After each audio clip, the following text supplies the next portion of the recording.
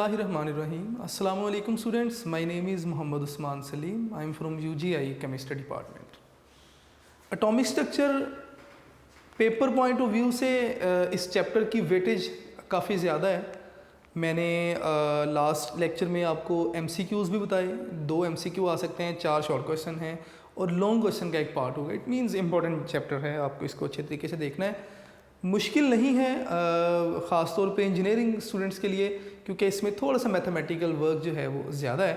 अगर आप फोकस करेंगे साथ साथ तो शायद चीज़ें जो हैं वो आपके लिए ज़्यादा आसान होंगी.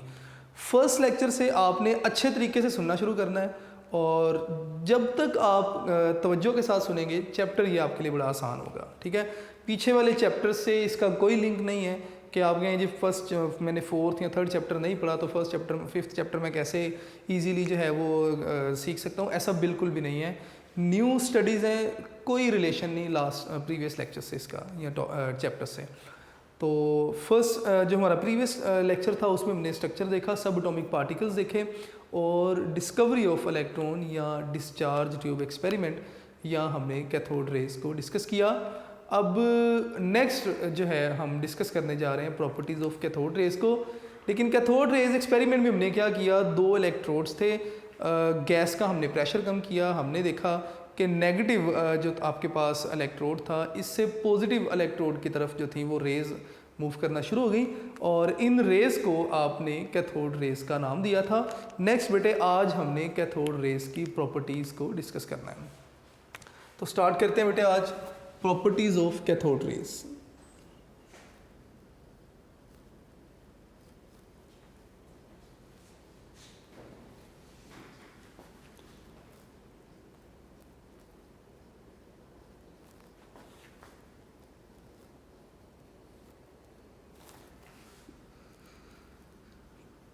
टोटल कोई 10 या 11 प्रॉपर्टीज़ हैं जिन्हें हम बारी बारी डिस्कस करते जाएंगे और कोशिश करूंगा कि जहाँ पे डायग्राम की ज़रूरत हो मैं साथ साथ डायग्राम भी इलस्ट्रेट करता जाऊँ. तो सबसे पहली जो प्रॉपर्टी है that is electric and magnetic field.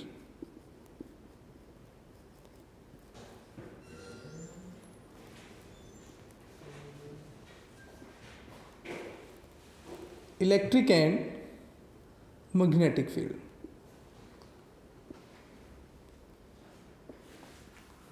सबसे पहले जे पेरिन ने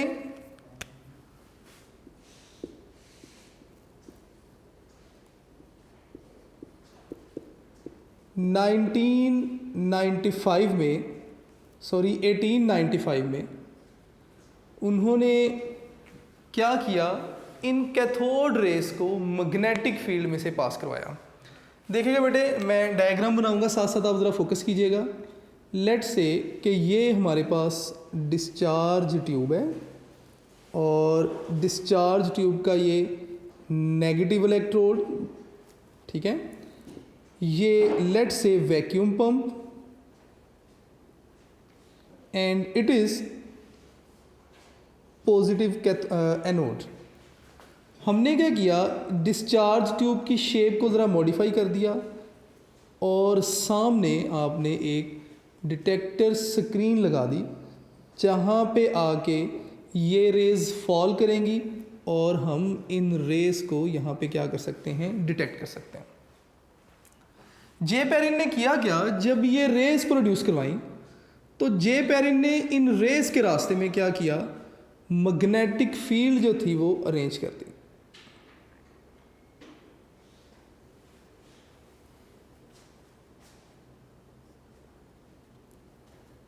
नॉर्थ पोल और south pole.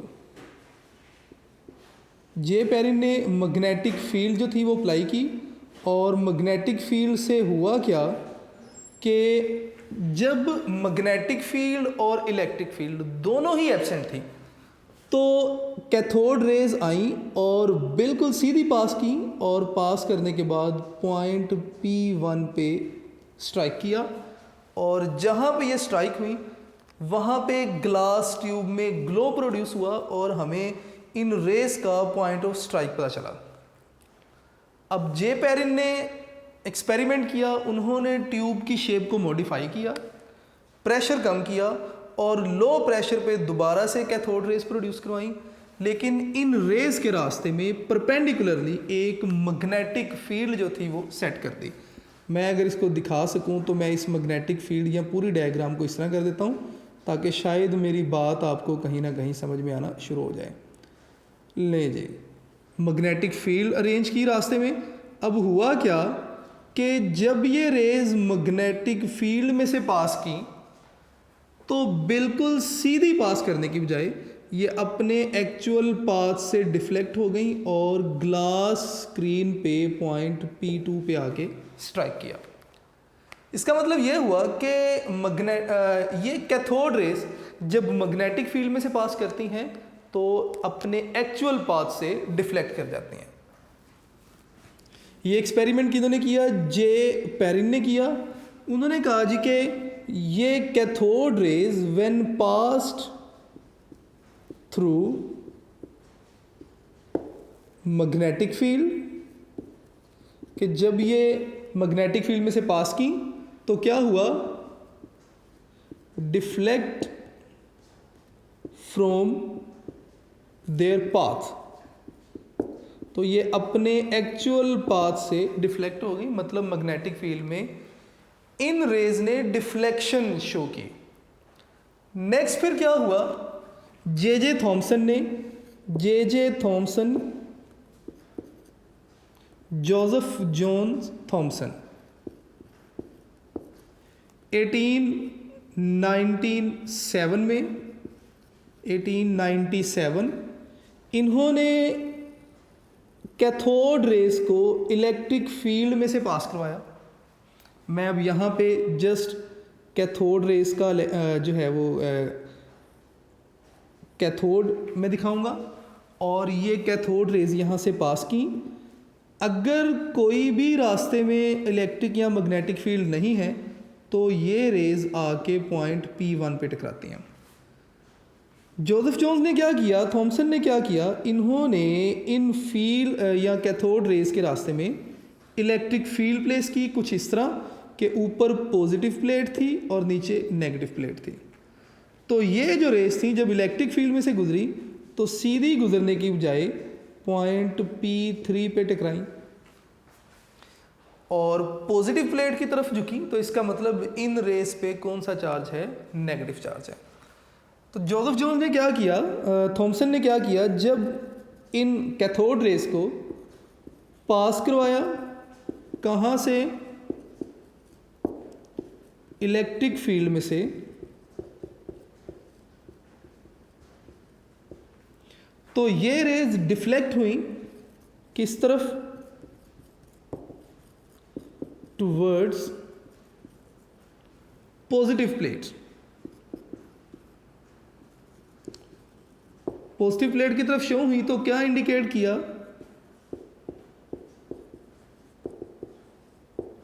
Negative charge on these raise, कि इन रेस पे कौन सा चार्ज है? नेगेटिव चार्ज है। यहां तक शायद मेरी बात आपको समझ आ रही हो। नेक्स्ट फिर क्या हुआ? जे थॉमसन ने ही दोबारा से डिस्चार्ज ट्यूब एक बनाई और उस डिस्चार्ज ट्यूब में मैग्नेटिक फील्ड थी जिसकी वजह से रेज पॉइंट P2 पे टकरा रही थी और इसी डिस्चार्ज ट्यूब में पॉजिटिव और नेगेटिव प्लेट भी अरेंज की, यानी कि इलेक्ट्रिक फील्ड भी सेट की, जिसकी वजह से रेज जो थी वो पॉइंट 3 पे आके टकरा रही थी। अगर सिर्फ मैग्नेटिक फील्ड अप्लाई करेंगे तो पॉइंट P2 पे आके टकरा रही हैं। अगर मैग्नेटिक फील्ड बंद कर दें, सिर्फ इलेक्ट्रिक फील्ड अप्लाई करेंगे तो पॉइंट P2 पे आगे रेज स्ट्राइक कर रही हैं। और अगर दोनों फील्ड्स को आप ऑफ कर देंगे तो रेज बिल्कुल सीधी पॉइंट P1 पे टकरा रही हैं।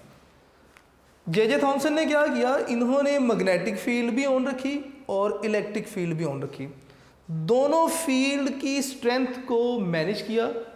अगर दोनों फील्ड की स्ट्रेंथ को इस तरह मैनेज किया कि दोनों फील्ड ऑन रखने से अगर रेज कहीं ना कहीं P1 से नीचे टकरा रही हैं तो इलेक्ट्रिक फील्ड की वैल्यू को बढ़ा दिया और रेज को P3 की तरफ जो है वो ड्रैग किया, यानी कि दोनों फील्ड की स्ट्रेंथ को मैनेज किया और रेज को बिल्कुल वापस पॉइंट V1 पर टकराया।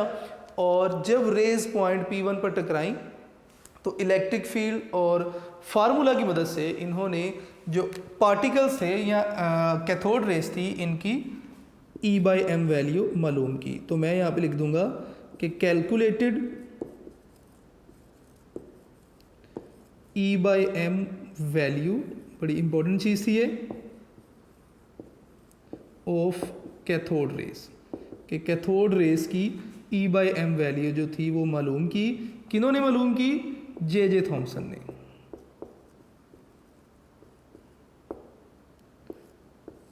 बड़ी सिंपल बेटा इसकी ये प्रॉपर्टी थी। पहले मैग्नेटिक फील्ड में से पास करवाया, फिर इलेक्ट्रिक फील्ड में से पास करवाया, और उसके बाद इलेक्ट्रिक मैग्नेटिक फील्ड दोनों को ऑन रखा और उनकी वैल्यू को एडजस्ट किया, और इस तरह एडजस्ट किया कि दोनों की मौजूदगी में जो रेज़ हैं वो P1 पे ही टकराएंगी, और फिर फार्मूला की मदद से E/m वैल्यू मालूम की, जो कि आई गेस मेरा ख्याल है कि -1.758 इंटू 10⁻11 कूलम पर किलोग्राम थी। खैर आगे टॉपिक आएगा, उसमें डिस्कस भी करेंगे। नेक्स्ट प्रॉपर्टी की तरफ आते हैं बेटे। Next property is florescence.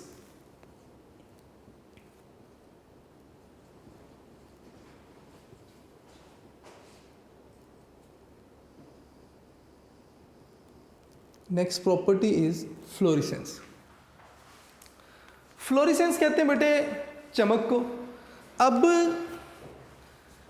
Cathode ray दोबारा से जो थी वो इस तरह एडजस्ट की गई कि ये जो कैथोड रे थी, इनमें से कैथोड में से निकलने वाली जो रेज वो जाके जब ग्लास के साथ टकराती हैं, कैथोड रे की ग्लास के साथ, ट्यूब के साथ टकराती हैं, तो ग्लो प्रोड्यूस करती हैं। ठीक है, फ्लोरिसेंस जो थी वो प्रोड्यूस करती हैं। तो मैं यहाँ पे लाइन लिखूंगा कि प्रोड्यूस फ्लोरिसेंस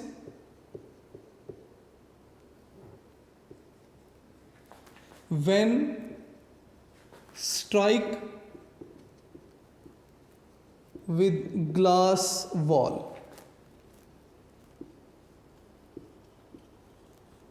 कि जब ग्लास की वॉल के साथ स्ट्राइक किया तो फ्लोरिसेंस जो थी वो प्रोड्यूस की। और ये फ्लोरिसेंस कौन सी थी या कलर क्या होगा फ्लोरिसेंस का, ये डिपेंड करता है मटेरियल ऑफ द ग्लास पे। ठीक है, जब ग्लास के साथ स्ट्राइक किया तो यहाँ पे जो फ्लोरिसेंस थी वो ग्रीनिश फ्लोरिसेंस थी। ठीक है, कैथोड रेज जब rare earth's metal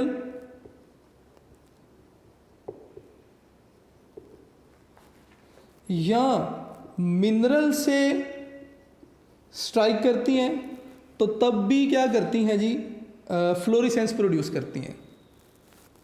rare earth metal या मिनरल से जब स्ट्राइक करती हैं कौन, कैथोड रेज, तो तब भी ये क्या करती हैं, प्रोड्यूस फ्लोरिसेंस। तब भी ये फ्लोरिसेंस जो थी वो प्रोड्यूस करेंगी। अब नेक्स्ट बेटे आपने बताना है, इंपॉर्टेंट लाइन MCQ में पूछी गई है कि अगर इन रेस को एलुमिना यानी कि Al2O3 पर स्ट्राइक किया जाए तो एलुमिना से ये रेड कलर की फ्लोरिसेंस जो थी वो प्रोड्यूस करेंगी,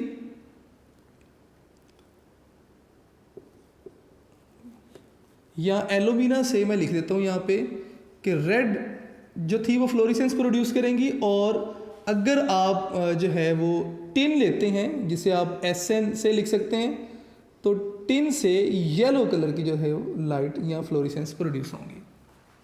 ठीक है, नेक्स्ट बेटे आगे हम डिस्कस करेंगे मोशन इन स्ट्रेट लाइन।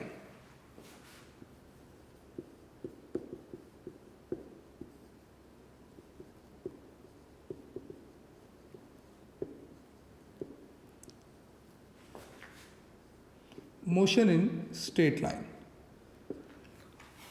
अब लेट्स से कि ये कैथोड है डिस्चार्ज ट्यूब का, और कैथोड में से कैथोड रेज एमिट हो रही हैं। अगर आप देखें तो कैथोड रेज कैथोड टर्मिनल के साथ परपेंडिकुलर हैं, यानी कि 90 के एंगल पर है।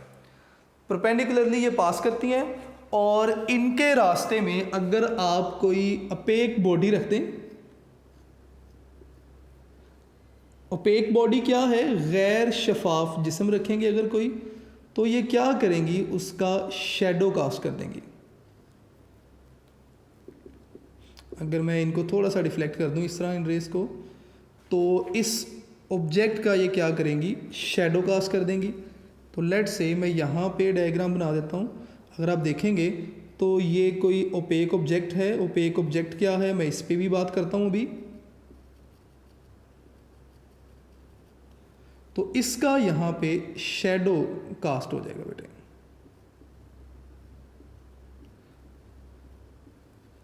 शार्प शैडो जो है वो इस ओपेक ऑब्जेक्ट का कास्ट हो जाएगा इस ग्लास पे। अब ओपेक ऑब्जेक्ट क्या होता है, वो कहते हैं जी कि ऐसा ऑब्जेक्ट जिसमें से लाइट पास ना कर सके ओपेक ऑब्जेक्ट कहलाता है, या ऐसा ऑब्जेक्ट जिसके आर पार आप ना देख सकें वो ओपेक ऑब्जेक्ट है। ठीक है, तो अगर आप देखें तो लाइट इसमें से या रेस पास नहीं कर सकती, तो इसका जो है वो शार्प जो है वो इमेज बन जाता है, प्रोजेक्शन बन जाती है। तो इट मीन्स कि ये जो रेज हैं ये स्ट्रेट लाइन में मूव करती हैं। नेक्स्ट बेटे प्रॉपर्टी अगर आप देखेंगे तो वो कहते हैं जी कि मटीरियल पार्टिकल,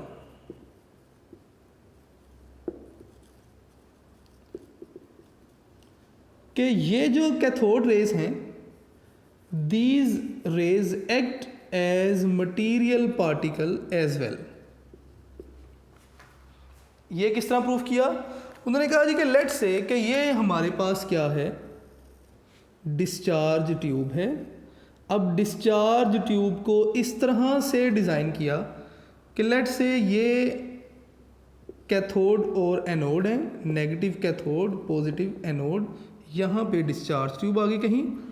अब इस तरह से डिज़ाइन किया डिस्चार्ज ट्यूब को कि इसके रास्ते में, कैथोड रेज के रास्ते में एक बड़ा ही लाइट सा पैडल व्हील लगा दिया, बहुत ही लाइट पैडल व्हील लगा दिया। और जब ये रेज इस पैडल व्हील से स्ट्राइक करती हैं पास करते हुए, तो ये पैडल व्हील जो है ये ड्राइव होना शुरू हो जाता है, मतलब रोटेट करना शुरू कर देगा। तो किस वजह से रोटेट किया, कैथोड रेज की वजह से।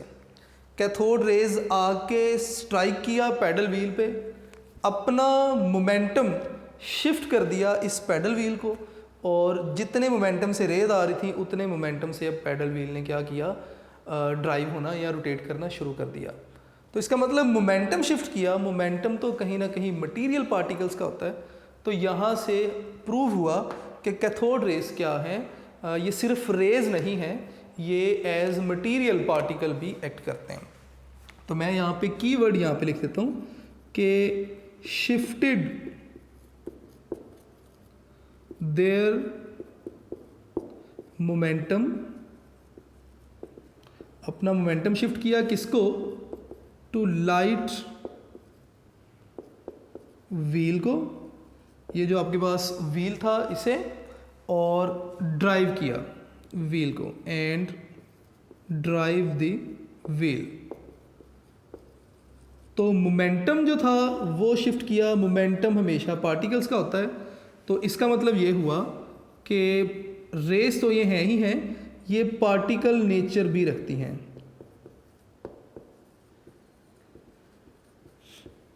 Particle nature as well. जी बेटे यहाँ तक मेरा ख्याल है कि बड़ी सिंपल सी चीज़ें थी। ठीक है, नेक्स्ट प्रॉपर्टी बेटे एक्सरे प्रोडक्शन है।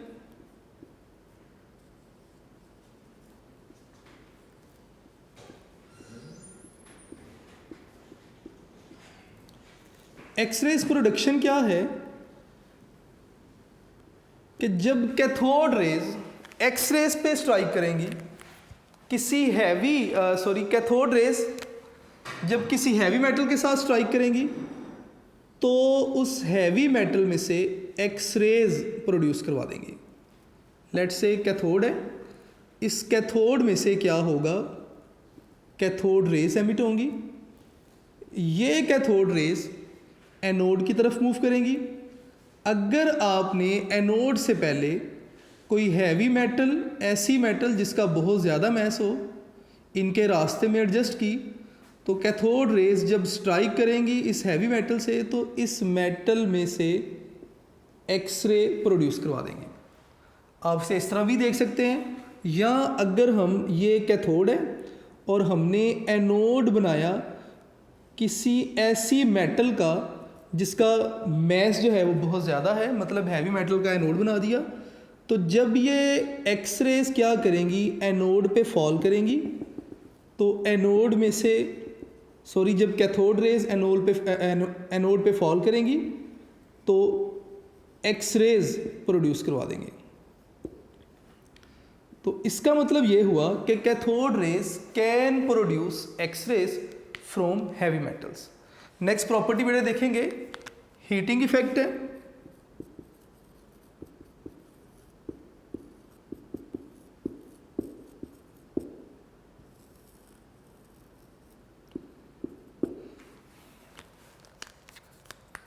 नेक्स्ट बेटे अगर हम क्या करें, कैथोड रेज प्रोड्यूस करवाएं और इन कैथोड रेज के रास्ते में with in the discharge tube हम क्या करें, अगर कोई बारीक सी बड़ी थिन सी फॉइल रख दें, लेट से एल्यूमिनियम या गोल्ड की बड़ी लो थिकनेस वाली फॉइल अगर हम रख दें, तो ये रेज जब इस फॉइल पे पास करेंगी या फॉइल के साथ स्ट्राइक करेंगी तो इसका टेम्परेचर बढ़ाएंगी। लेकिन आप करेंगे क्या, ये जो कैथोड आप बनाएंगे आप इसे कनकेव शेप में लेंगे, सारी की सारी रेज एक ही पॉइंट पे आके फॉल करेंगी और जिस पॉइंट पे आके इस फॉइल पे फॉल करेंगी उस पॉइंट पे जो फॉइल का टेम्परेचर है वो इंक्रीज़ होना शुरू हो जाएगा और गोल्ड या एल्यूमिनियम की फॉइल आपको ग्लो करती हुई दिखाई देगी। ठीक है, इसके बाद बेटे नेक्स्ट आप देखेंगे आयोनाइजिंग इफेक्ट है।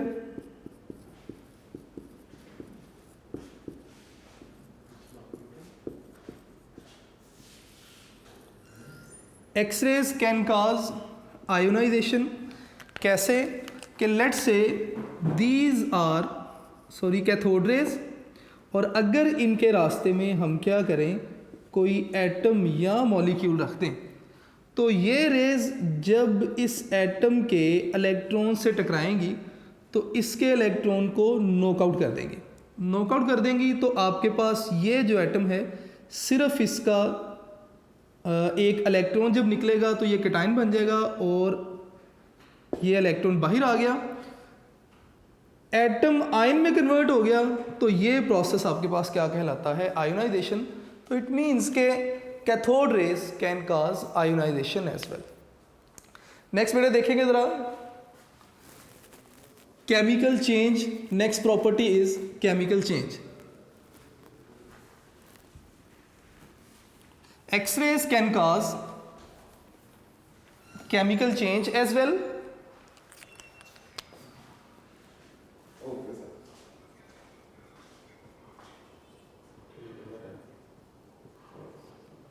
Chemical change या reducing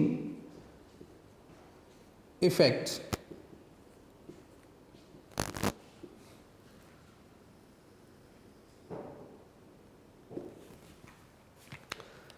बेटा रिड्यूसिंग वर्ड रिडक्शन से लिया गया। रिडक्शन क्या है, कहते हैं जी कि गेन ऑफ इलेक्ट्रॉन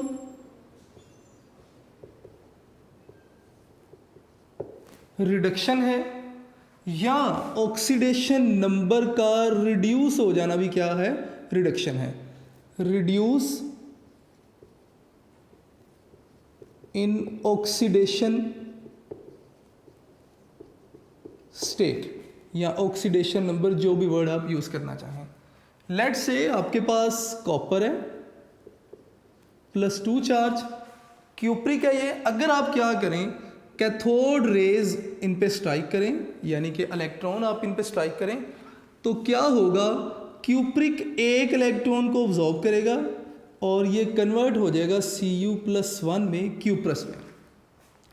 तो अगर आप देखें तो क्या हुआ, ऑक्सीडेशन नंबर +2 था, रिड्यूस होकर कितना रह गया, +1। तो ऑक्सीडेशन नंबर रिड्यूस हुआ तो इट मींस केमिकल चेंज आया, या इलेक्ट्रॉन ऐड हो गया तो तब भी क्या हुआ, केमिकल चेंज आया। तो इस तरह ये कैथोड रेज क्या करती हैं, केमिकल चेंज काज करती हैं। नेक्स्ट बेटे प्रॉपर्टी पेनिट्रेशन है।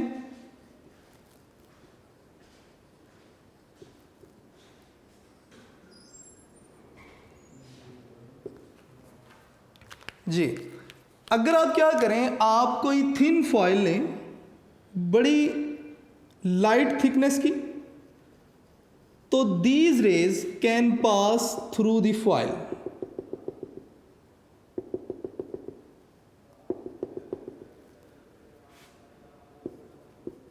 कैथोड रेज क्या करेंगी, बड़ी थिन फॉइल में से पास कर जाएंगी, और थिन फॉइल में से कैथोड रेज का पास कर जाना ही पेनिट्रेशन है।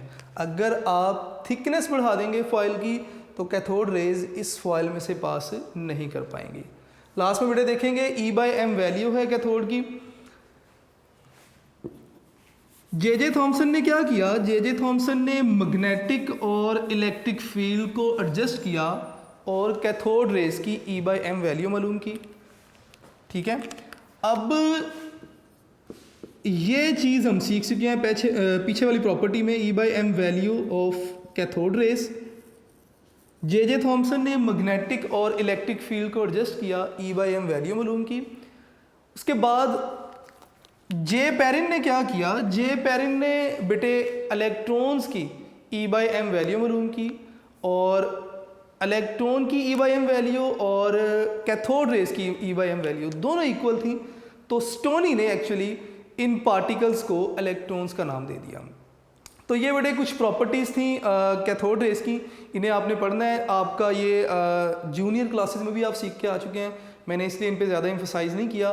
तो नेक्स्ट टॉपिक हम आगे डिस्कस करेंगे जी। तो बेटे बात हो रही थी E/m वैल्यू की, तो मैंने आपसे बात की कि जे थॉमसन ने क्या किया था, E/m वैल्यू मालूम की थी किनकी जी,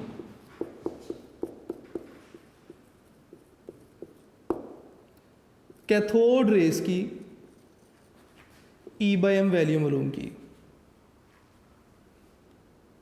J Thomson calculated E/m value of cathode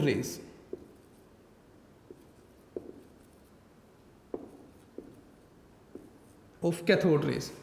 उसके बाद स्टोनी ने क्या किया, स्टोनी ने इलेक्ट्रॉन्स की E/m वैल्यू मालूम की।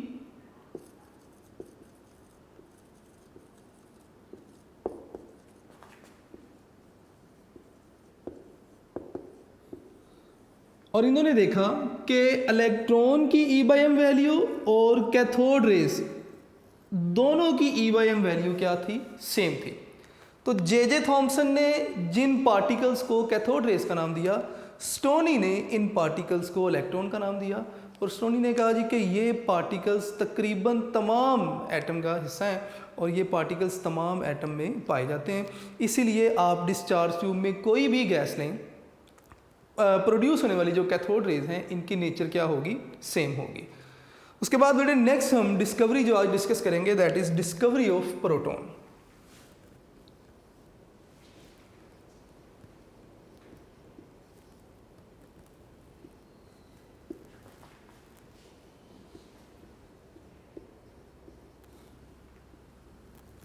आप 9th क्लास में ये पढ़ के आ चुके हैं, तकरीबन वही बातें यहाँ पे भी रिपीट होंगी। Discovery of proton is done by E. Goldstein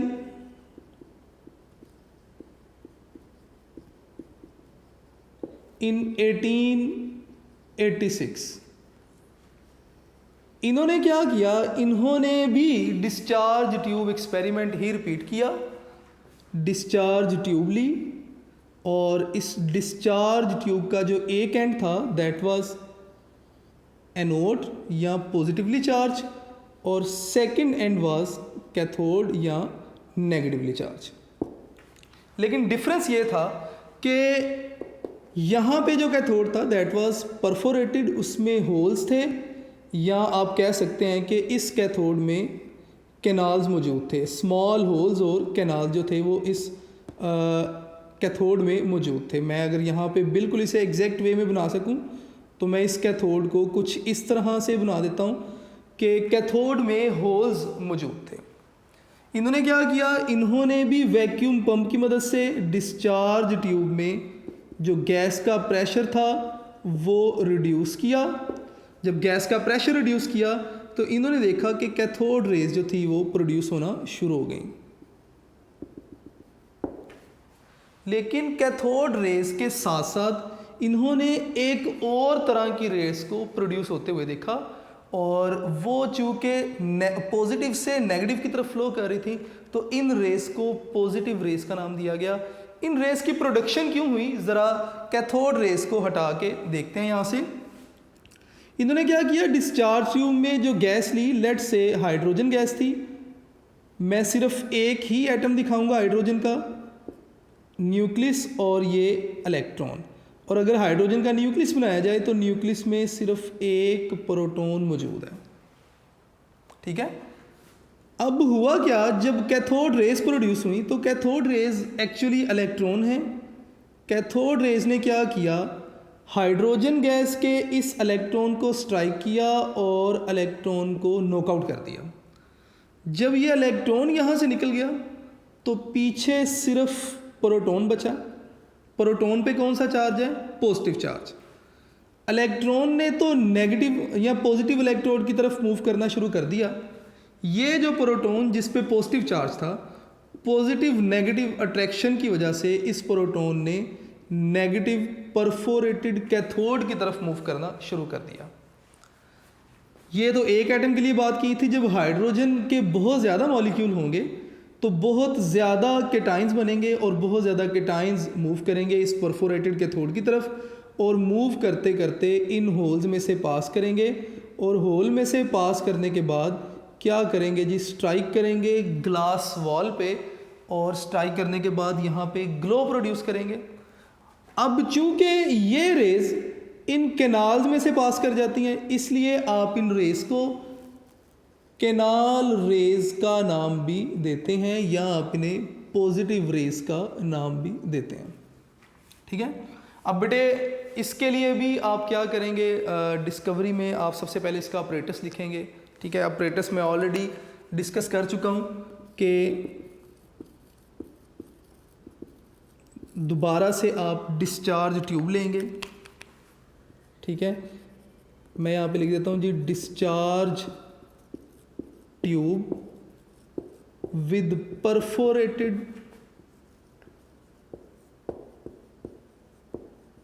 cathode. आपने डिस्चार्ज ट्यूब ली जिसमें परफोरेटेड कैथोड था।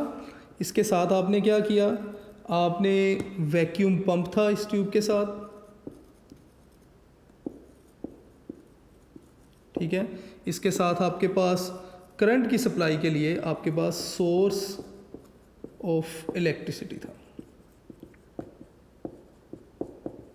ये बेटे आपके पास ऑपरेटर्स था, ठीक है। इसके अलावा इलेक्ट्रोड्स थे, पॉजिटिव नेगेटिव इलेक्ट्रोड था, और नेगेटिव जो इलेक्ट्रोड था दैट वाज परफोरेटेड इलेक्ट्रोड।